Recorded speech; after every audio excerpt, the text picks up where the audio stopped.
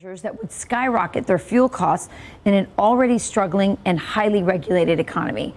They've been taking to the streets and highways in their tractors, stopping traffic and dumping hay and manure in their wake. So what can American farmers learn from their revolt? Here to discuss is senior policy analyst at the Consumer Choice Center, Bill Wirtz. Bill, thanks for joining us this morning. I think, this is obviously happening in Germany, but these policies are coming from sort of this globalist mindset. And so, indeed, I do believe they're coming to America. Explain to us exactly why they're, what the German farmers think the government's trying to do them. Are they trying to just tax them, or are they actually trying to take their land? What's the deal here?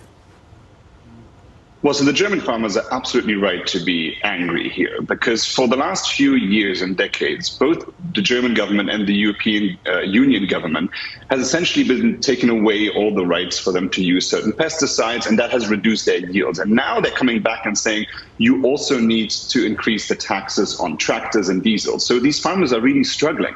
They don't see the future for them. As consumers, we want good food products and we want them at a good price. But for that, we also need farmers that stand on solid financial ground. And I just don't see the German government currently understanding that.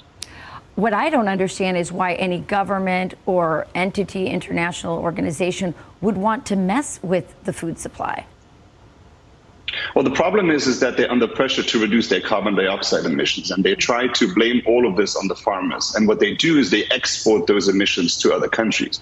So if you don't produce your food products in Germany, but you import them from abroad, then those emissions are in other countries. So on paper, it looks like you pursued good green policies. But in actuality, you increased food prices for consumers and you bankrupt all your local farmers. Yeah, it all feels very intentional.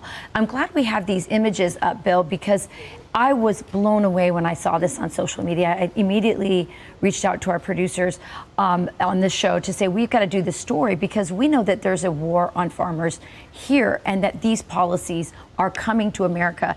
Talk to me about that and also about how effectively these farmers fought back, because they were able to win in this case. And it was because of how organized they were, right?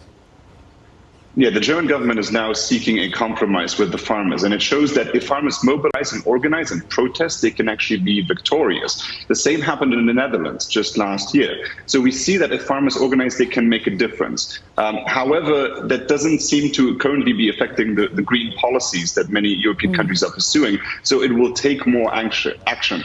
But it also shows that American farmers, they do have a voice also. Currently, the U.S. has a not as regulated system, but a lot of Democrats I see are arguing for very similar policies that we currently see in Europe.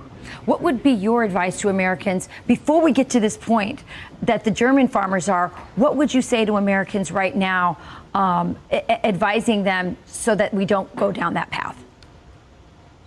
I think all of us need to understand that we come from families that were agrarian families for the longest time. We all have a background in farming to some extent. And I think we need to recognize that and support farmers in what they need. We also need to put this as a focus for presidential debates. I don't see this currently being asked of candidates running for president. We need to make this a key focus, because how we can afford food, what the quality of our food is vitally important. Nutrition is vitally important. We need to talk about these issues more, especially now with the Iowa caucus coming up.